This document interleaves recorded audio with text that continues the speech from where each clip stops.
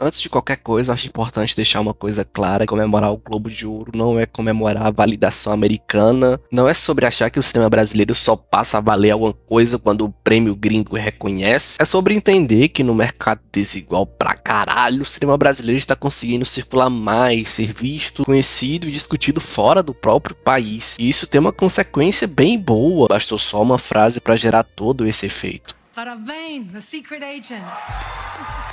Eu fiquei feliz, muita gente ficou e ao mesmo tempo teve uma galera que reagiu muito mal e é justamente sobre essa reação que eu quero falar hoje. Neste vídeo eu quero discutir o impacto da vitória do Wagner Moura no Globo de Ouro, o Agente Secreto e as diferentes respostas que eles provocaram. Tanto as positivas quanto as negativas, eu quero apontar alguns problemas nesses discursos e tentar organizar melhor esse tipo de debate, principalmente o lado mais negativo, que tem espalhado muita desinformação, demonstrado um pouco de ódio quase automático ao cinema brasileiro e usando essa vitória como um pretexto para ataque. Mas também quero falar do outro lado, da maneira que a galera comemora, mas só se interessa quando o reconhecimento vem de fora. Se pelo menos um povo inteligentes, cultos e que vivessem em um país de primeiro mundo. Esse assunto ficou ainda mais evidente para mim porque vi vários vídeos e textos no Twitter tentando comparar a vitória do Wagner Moura com os problemas do Brasil. O que sinceramente não faz o menor sentido. Enfim, a ideia aqui é trazer essa discussão de forma um pouco mais organizada, indo além do que eu já falei dentro daqueles sites de merda. E se esse vídeo sair antes do Oscar,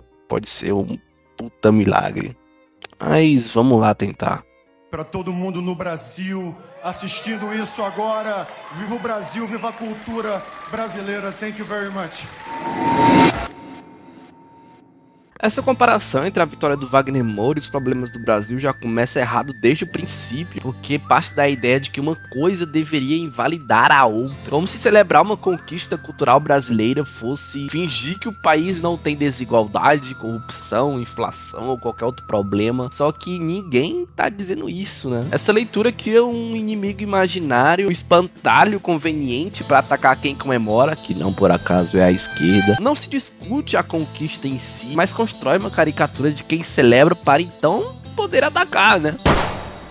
Essa premissa de comparação é muito falha, já que se a gente for deixar de viver ou comemorar conquistas por causa da falta de saneamento básico, a gente não vai comemorar porra nenhuma. E antes que alguém entenda errado, celebrar a vitória de Wagner Moura e de Agente Secreto não significa tratar o Globo de Ouro como uma instituição impecável, nem aceitar que esse tipo de premiação defina sozinha o valor da nossa arte. Dá pra reconhecer a importância simbólica desse prêmio e ao mesmo tempo manter uma postura crítica em relação a ele. E essas duas coisas coexistem, sabe? Entrar num argumento que a direita adora puxar. Ué, mas a esquerda não odeia os Estados Unidos? Não critica o imperialismo? Por que estão comemorando o prêmio americano? E, obviamente, isso é uma falácia muito comum, né? Criticar o imperialismo dos Estados Unidos não é o mesmo que odiar tudo que vem do país. Não existe esse botão de ligar ou desligar em que você rejeita tudo ou aceita tudo sem questionar. Essa lógica é muito simplista e desonesta, né? Que é como entra a direita. A crítica da esquerda sempre foi direcionada às estruturas de poder, de política externa, dominação econômica e principalmente a dominação cultural. Não se trata de um ódio genérico à cultura americana, a de entender como determinados produtos culturais se tornam hegemônicos e passam a ocupar quase todo o espaço disponível. Basta olhar para a nossa própria história. Durante décadas a televisão brasileira foi inundada por produtos estrangeiros, soft powers majoritariamente americanos, moldando o nosso gosto, a linguagem de como a gente vê os filmes, a estética dos filmes, até a forma de contar histórias. Isso continua acontecendo hoje no cinema de um jeito ainda mais escancarado. Abra no ingresso.com, o site de cinema, procure algum filme brasileiro se estiver disponível agora, ou então um latino, africano, asiático que não seja blockbuster. E até pode ter, mas em quantas sessões, em quantos horários, em quantas salas. Enquanto isso, produções americanas ocupam a maior parte das salas, os melhores horários e as campanhas de marketing ainda mais agressivas. É resultado de uma estrutura de mercado desigual pra caralho, onde o Hollywood tem poder financeiro, controle de distribuição, influência histórica suficiente para dominar todo o espaço cinematográfico. É isso que se critica quando se fala de imperialismo cultural. Não é sobre odiar filmes americanos, atores americanos ou prêmios americanos, é sobre reconhecer que existe uma assimetria enorme na circulação das obras e que nem todos competem em condições premiações minimamente justas. Ah, Guilherme, você falou isso 5 vezes nos últimos 5 vídeos, pra que ficar repetindo de novo? Pô, cara, porque infelizmente isso tem que se repetir sempre, tá ligado? Porque ainda existe uma galera que simplesmente não consegue entender ou se recusa a isso, como se o cinema se baseasse apenas num mérito isolado. Se o filme é bom, vai ter mais sessões. Se o filme é excelente, ele vai ser o topo de bilheteria, sendo que não é assim, cara! E é justamente por isso que um ator brasileiro ser reconhecido dentro desse sistema gera esse impacto, não porque o sistema seja justo, mas porque, mesmo sendo desigual, alguém daqui consegue furar essa bolha. Então, quando a direita tenta usar esse argumento de hipocrisia, ela ignora ou finge ignorar toda essa lógica de dominação cultural que já tá naturalizada há séculos. Celebrar uma vitória nesse contexto não é incoerência, mas é entender que a disputa também acontece dentro desses espaços. E esse ponto fica ainda mais claro quando a gente olha para os dados recentes da própria indústria. Segundo a Ancine, os pedidos de coprodução internacional do cinema brasileiro dobraram em apenas 2 anos. É quando produtoras brasileiras se associam formalmente a produtoras de outros países para dividir financiamento, ou seja, mais dinheiro para produzir, mais chances de distribuição fora do Brasil e mais presença em festivais e premiações. Isso não acontece automaticamente só porque o filme é bom. Filmes como Agente Secreto não surgem do nada, eles são resultado de um ecossistema que começa a se construir. Um filme pode ser excelente e nunca sair do circuito local, se não tiver acesso a financiamento, distribuição, redes internacionais. O cinema brasileiro tá conseguindo criar brechas, alianças, caminhos para existir além do isolamento brasileiro. Boas produções geralmente trabalham com orçamentos maiores e cronogramas bem longos, o que resulta em mais empregos bem remunerados e com maior profissionalização. Então quando alguém diz, mas o cinema não resolve os problemas do Brasil, essa pessoa é burra, porra, essa pessoa é burra. Ela tá ignorando que cinema é trabalho, gente paga aluguel com cinema, comida, transporte, estudo, se especializando e permanecendo em uma área produtiva. No fim das contas, fortalecer o cinema brasileiro, inclusive com reconhecimento internacional e coproduções, não é só sobre narrativa ou ideologia ou hipocrisia, que é também sobre economia criativa, geração de emprego, é desenvolvimento de um setor que emprega milhares de pessoas diretamente. Eu espero que tenham entendido. Parando o vídeo aqui rapidinho para fazer uma observação, é que quando eu falo da direita, eu não tô falando de todo mundo da direita. Estou me referindo a uma grande parcela de influenciadores, políticos e figuras públicas da direita que agem de forma muito desonesta quando o assunto é cultura e principalmente o cinema brasileiro. Pode existir gente de direita que entenda mais do assunto do que qualquer outra pessoa aqui. É difícil de achar, mas pode existir, então se você não se encaixa nesse perfil desonesto que eu tô criticando aqui, não leve isso como algo pessoal. Quando eu falei do Jurandir Gouveia em vídeos anteriores, alguns reactors disseram que eu fui muito ad hominem com ele, então eu posso trazer um complemento importante com fatos. Oh my god, bro. Oh, hell no. Em um dos vídeos mais recentes dele sobre a série Tremembé, fica evidente um simples padrão, não entende porra nenhuma de cinema brasileiro. Você percebe um padrão também que não existe um filme brasileiro bom que ele tenha feito vídeo elogiando, nem mesmo o Agente Secreto que chegou ao Oscar. E eu fico meio, porra, por que será, né?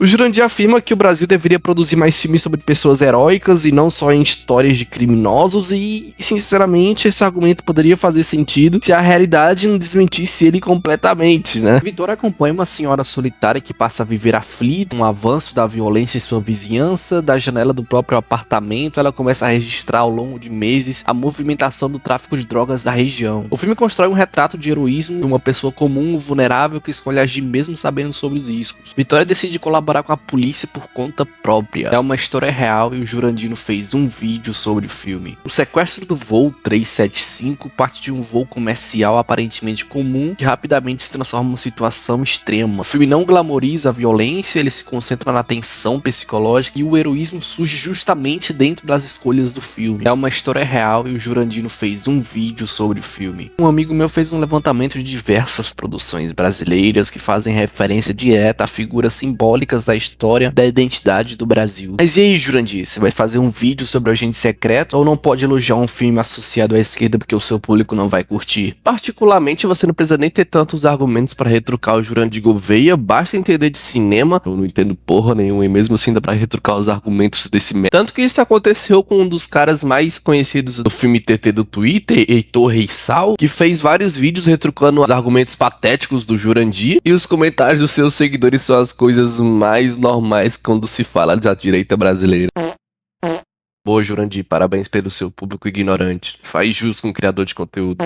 Enquanto eu editava esse vídeo, o Jurandir publicou um vídeo sobre o agente secreto que ele passa mais de 15 minutos falando. Só que desses 15 minutos, 8 ele tá falando que o Brasil só faz filme de ditadura. E desses 8 minutos ele tenta falar sobre por que o Brasil não faz filme de guerra, não faz filme de épocas pré-históricas, não faz filme de época histórica, faz filme de Segunda Guerra. Porque, cara, ele simplesmente fala e não diz o motivo. Ele não diz o motivo do porquê o Brasil não faz filme de guerra. Porque, cara, o orçamento de um filme médio hollywoodiano é de mais de 50 milhões de dólares. O Agente Secreto custou 20 milhões, 30 milhões. Não é normal pro cinema brasileiro fazer um filme de guerra porque não tem orçamento. Não é normal o cinema brasileiro fazer um filme sobre a Guerra do Paraguai porque não tem orçamento. O Jurandir também aponta que não faz filme representando a escravidão, sendo que mês passado estreou Malês. Malês, que foi dirigido por Antônio Pitanga, uma das maiores figuras do cinema brasileiro.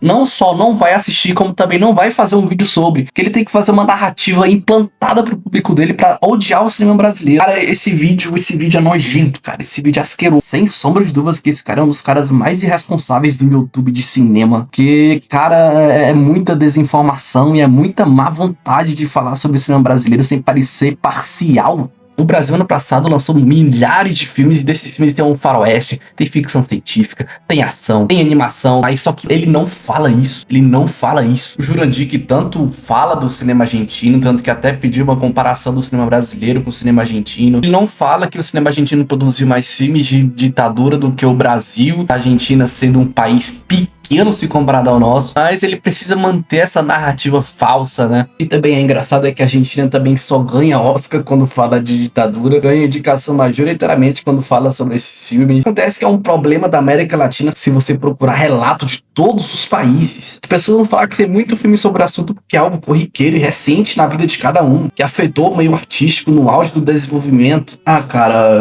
enfim. Ok, voltando pro vídeo. A ditadura ainda é uma ferida aberta na nossa vida. Eu acho que a gente deve continuar fazendo filmes sobre a ditadura, porque, como vocês mesmos falaram, cada um vai ser diferente do outro. É importante a arte, o cinema, a cultura. Eles têm várias funções, né? Não dá nem para dizer qual é a principal. Talvez a principal seja educar o seu espírito, não educar de uma forma, nem tem que educar ninguém, mas o espírito da gente para estar mais aberto, mas a outra coisa que é o efeito colateral é preservação de memória. A gente tem essa função com o que a gente faz, e assim como a universidade tem, mas o cinema faz isso ser popular, né? Então é bom, a gente tem que preservar a nossa memória e os filmes ajudam. Quando Wagner Moura diz que a ditadura no Brasil ainda é uma ferida aberta, eu acho que isso não é nenhum exagero, já que tá ligada principalmente aos acontecimentos recentes na história do Brasil. Não sei se vocês se lembram, por semanas os apoiadores do ex-presidente se mobilizaram contra o resultado e contra a posse do próprio atual presidente, né? Esses grupos não só alegaram fraude, como pediram intervenção militar, fechamento do Congresso e do Supremo, né? E quando pautas autoritárias similares aos do AI-5, que historicamente permitiu o fechamento e a censura durante a ditadura militar. Porra, eu acho que eu nem preciso falar o que foi o 8 de janeiro de 23. E é ainda mais irônico quando os canais de, entre aspas, conteúdo geek alinhado ao bolsonarismo tratam a fala do Wagner como um exagero ideológico. E essas críticas partem de um campo que o próprio presidente deles relativizou a ditadura, exaltou torturadores e transformou qualquer crítica democrática em motivo de piada ou acusação de mimimi, né? O Brasil perde um grande homem, o coronel do Exército, da Arma de Artilharia, Carlos Alberto Brilhante Ustra, um herói, foi também um símbolo de resistência para a nossa juventude.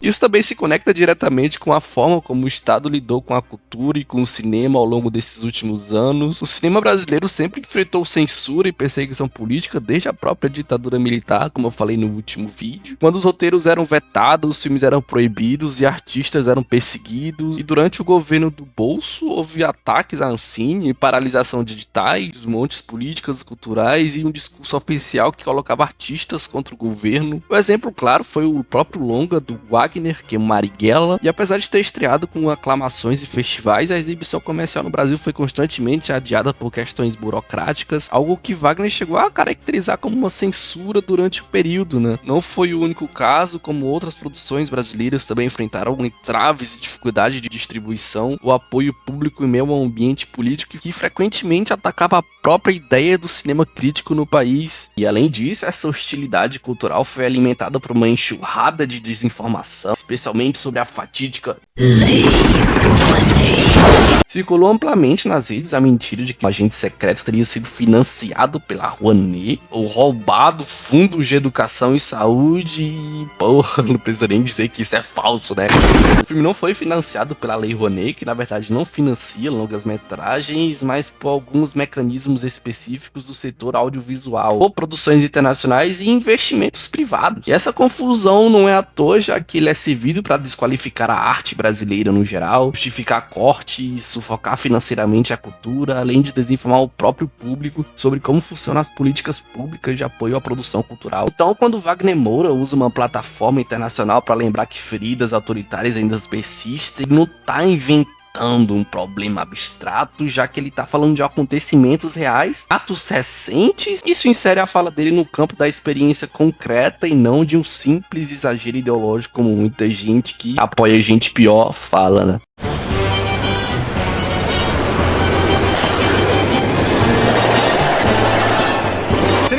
De março de 1964, data da segunda independência do Brasil. Estamos aqui comemorando 50 anos da gloriosa contra-revolução de 31 de março de 64.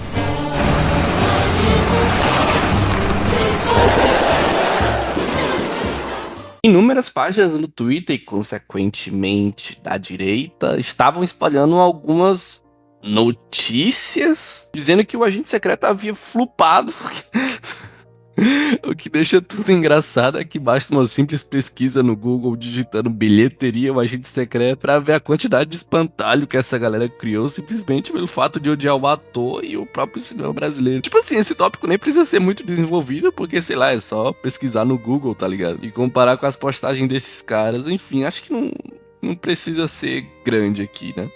Tem um ponto que eu queria trazer, é como a direita brasileira não odeia só o cinema brasileiro, mas o cinema no geral, a arte no geral. Isso não tem nada a ver com ideologia, mas é com um empobrecimento cultural absurdo, né? Tipo assim, a arte pra eles serve pra falar de cultura woke, pra gerar engajamento falando de cultura woke, mas quando exige um certo pensamento crítico, aí não pode.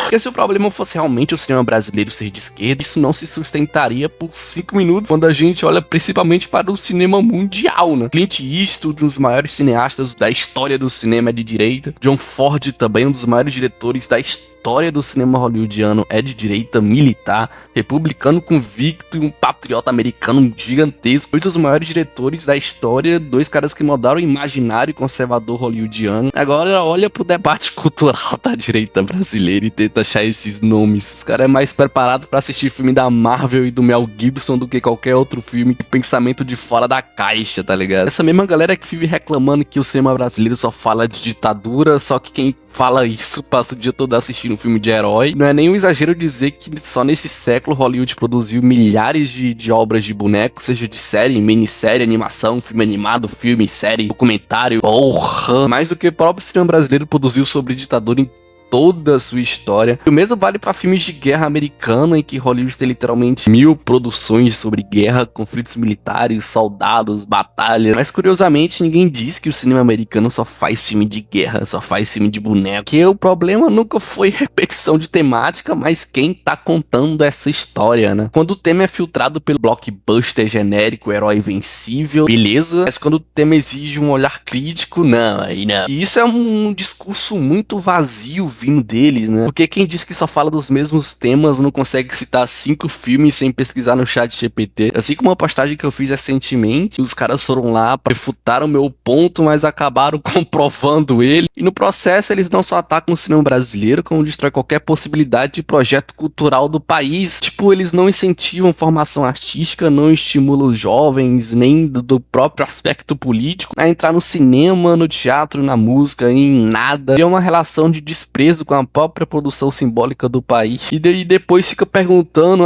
por que o Brasil não constrói nada novo, por que não exporta narrativa, por que não disputa cultura, por que não um cinema decente?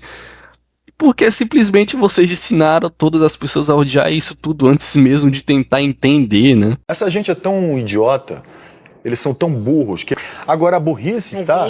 E não entender que nós somos uma indústria que gera emprego e renda. Proporcionalmente, a gente gera mais emprego e mais renda do que a indústria automobilística, que recebe incentivos fiscais muito maiores do que a gente.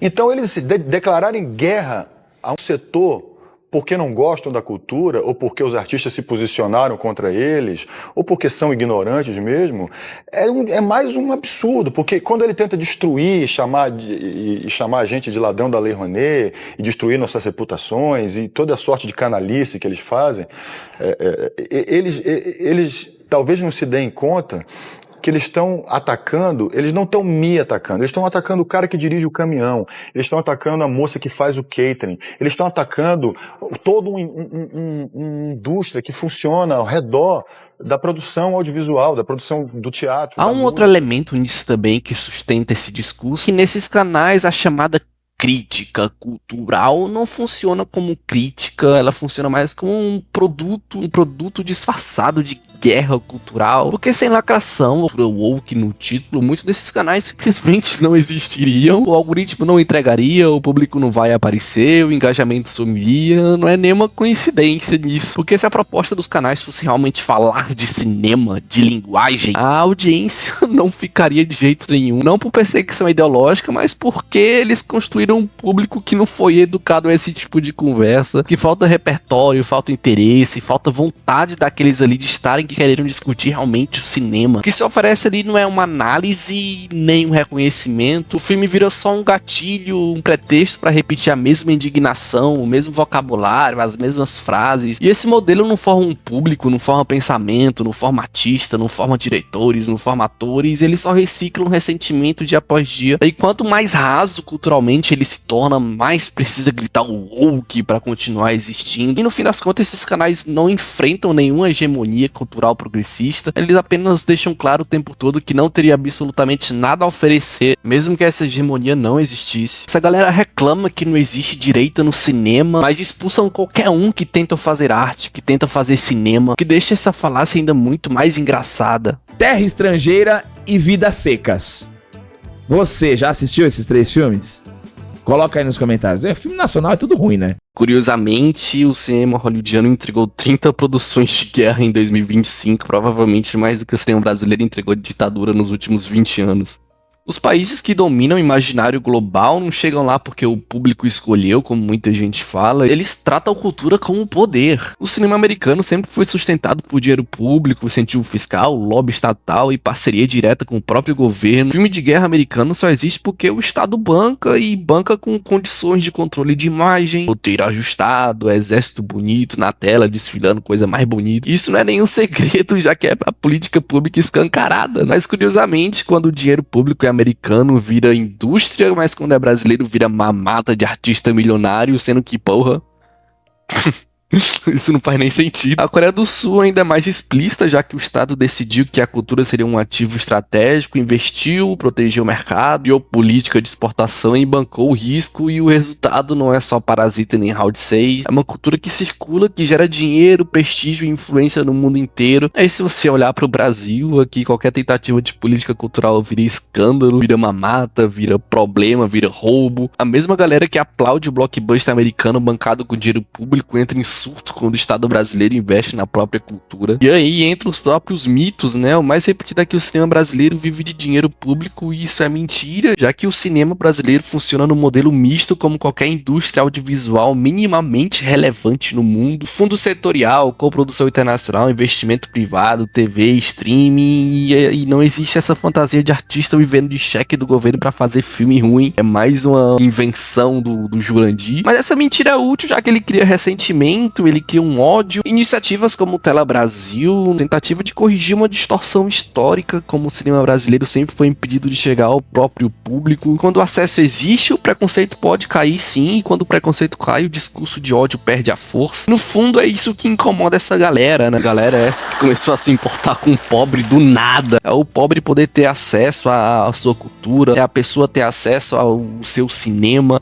à sua história criada. Quem reage com raiva a isso não tá defendendo crítica cultural nenhuma, tá defendendo que o Brasil continue sem projeto, sem imaginário e sem voz própria. E tem uma galera da esquerda, e não só a galera, mas deputados que falam amplamente em apoiar o cinema brasileiro, comemoram cada vitória, mas na hora de trazer alguma política, na hora de trazer algum investimento, não aparece mais. Isso importa porque o fortalecimento do cinema brasileiro não acontece em picos de hype, mas no cotidiano em geral. Não é o troféu que sustenta uma indústria, é o público, é o debate, é a continuidade. É gente não ver filme brasileiro numa terça-feira, 7 horas da noite, depois do trabalho. Porque cinema brasileiro tem filme ruim pra caralho. Todo canto do mundo é criticar que não seja só aplauso automático, nenhuma rejeição burra. Quando a esquerda só aparece na celebração, ela transforma o cinema num símbolo meio vazio, não numa prática cultural. E por isso o problema não está em assistir o cinema brasileiro, mas em reduzi-lo a um simples ato de consumo. Quando a relação com o cinema se limita ao consumo, a obra é vista apenas como um entretenimento imediato, algo para passar o tempo e foda-se. Essa lógica impede que o espectador perceba o cinema como uma linguagem artística, e além disso, tratar o cinema brasileiro apenas como um produto de consumo contribui para a sua própria desvalorização cultural. Entender que cada filme carrega escolhas políticas, estéticas, que se relacionar com isso é parte da formação cultural. No fim, debater o cinema brasileiro, seja contra o ódio da direita ou contra o apoio superficial da esquerda, é defender a ideia de que cultura não é enfeite e nem entretenimento descartável. E no dia que a gente parar de tratar o cinema brasileiro como exceção, para odiar ou para comemorar, e começar a tratá-lo como parte viva da nossa própria cultura, talvez essa discussão nem precise mais acontecer no final. A direita, quando fala de cinema, expectativa. Realidade. Muitas cenas muito boas do Nordeste. Quem assiste bastante filme, né, com cenas de Nordeste, né? Tem muito filme brasileiro ruim que tem muitas cenas de Nordeste. O filme do Filho do Brasil, filme horroroso que tem muitas cenas de Nordeste. Dois Filhos de Francisco é um filme maravilhoso sobre a história ali do Zezé de Camargo e Luciano, a história real deles. É um filme com muitas cenas de Nordeste. Opa e Ó, que o tema é Nordeste, tem muitas cenas de Nordeste. O filme é ok. Tem outros dois filmes muito bons de Nordeste, que é O Alto da Compadecida.